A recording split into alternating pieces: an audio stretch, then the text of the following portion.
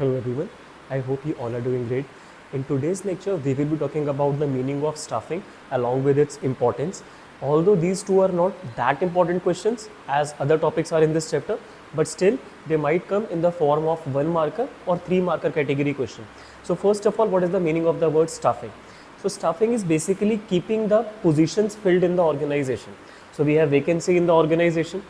हमने इसके पहले चैप्टर पढ़ा था ऑर्गेनाइजिंग, जिसमें हमने देखा था कि ऑर्गेनाइजेशन का एक अपना स्ट्रक्चर होता है, एक हायरार्की होती है कि टॉप मिडल बॉटम लेवल पर कौन कौन से लोगों की हमें रिक्वायरमेंट है.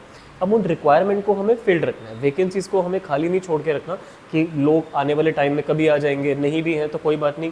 तो उससे प्रॉब्लम क्या होगी, जो एग्जिस्टिंग लोग हैं उनके ऊपर प्रेशर ज़्यादा होगा ना वर्क का.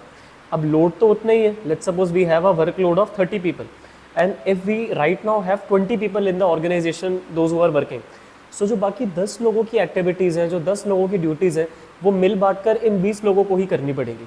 सो that is why we have to keep the positions filled with right person on right job. जो लोग एक्सपीरियंसड है, जिन लोगों को स्पेशलाइजेशन है, जिन लोगों की जिस पर्टिकुलर फील्ड में ट्रेनिंग हो रखी है, उन पोजीशंस पे हमें लोगों को लेकर आना चाहिए, those who are qualified, and it involves a procedure of selection. That will also come in this chapter itself. So ultimately staffing is keeping the vacant position in the organization filled. जो खाली positions है उनको filled up रखने को organization structure में हम staffing बोलते हैं. Now what is the importance of this? So I have made a short form for importance of staffing and that is JROCS.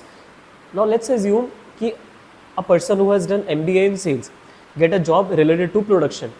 Will he give his 100% or will he be able to develop interest in different field? जिस चीज़ में उन्होंने MBA करी है sales में, तो वही job उनको offer करी जानी चाहिए और उन्हें अप्लाई भी उसी चीज़ में करना चाहिए. But if he is applying for the different occupation in a different organisation, he might not be specialised in that thing. Job satisfaction, J Hoover's here stands for job satisfaction can only happen when a person who has developed a particular interest and experience in a particular field should get a job related to that specialization. And then comes R. R basically stands for right person on right job. Staffing की help से आप सही person को सही job offer कर पाते हो. आप एक सिलेक्शन प्रोसेस अप्लाई करते हो, लोगों के टेस्ट कंडक्ट करते हो, राइट, उनका इंटरव्यू लेते हो, देन उनका मेडिकल एग्जामिनेशन करते हो, उनका रेफरेंस एंड बैकग्राउंड चेक करते हो, चेक करके उनके प्रोफेसर से पूछोगे, टीचर से पूछोगे कि क्या इनका इस प्रोफेशन में इंटरेस्ट होगा भी कि नहीं होगा, and then you give job to a particular candidate. So by that means with staffing you ensure right person on right job.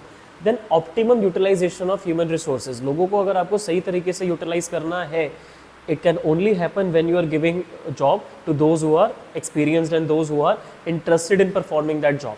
Right, experience नहीं भी है बट काम करने में इंटरेस्ट है, पैशन है उस पर्टिकुलर प्रोफेशन का, तो उनको आप जॉब ऑफर करो. In that case you will be optimally utilising the human resource. And then बेटा सी से आता है कॉम्पिटेंट स्टाफ. अगर आपको कॉम्पिटिशन में सर्वाइव करना है तो आप उन लोगों को अपनी ऑर्गेनाइजेशन में लेकर आओ जिन लोगों को काम करने में इंटरेस्ट है, पैशन है, और जिन लोगों के साथ इंटरव्यू करके आपको लगे कि इनका कम्युनिकेशन स्किल्स भी अच्छी है, इनकी पर्सनालिटी भी ठीक है, देन ओनली आप बोल सकते हो कि हमारी कंपनी में जो स्टाफ काम कर रहा है वो कॉम्पिटेंट है with other companies in and around. Correct. Then ऐसे आता है बेटा ऑर्गेनाइजेशन में मेंटेन रहता है सर्वाइवल. अगर आपको लॉन्ग टाइम में सर्वाइव करना है तो आपको स्टाफ क्वालिफाइड चाहिए, एक्सपीरियंस चाहिए, और उनकी रेगुलरली आप ट्रेनिंग एंड डेवलपमेंट पे फोकस करते रहो ताकि वो लोग कंपनी को स्विच ना करें.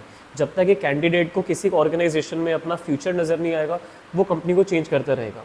तो एज अ रिजल्ट आपको अगर ऑर्गेनाइजेशन को सर्वाइव करवाना है लॉन्ग टर्म में, तो उनकी डेवलपमेंट पे फोकस करो, and then you will be having organisation positions filled over a long period of time.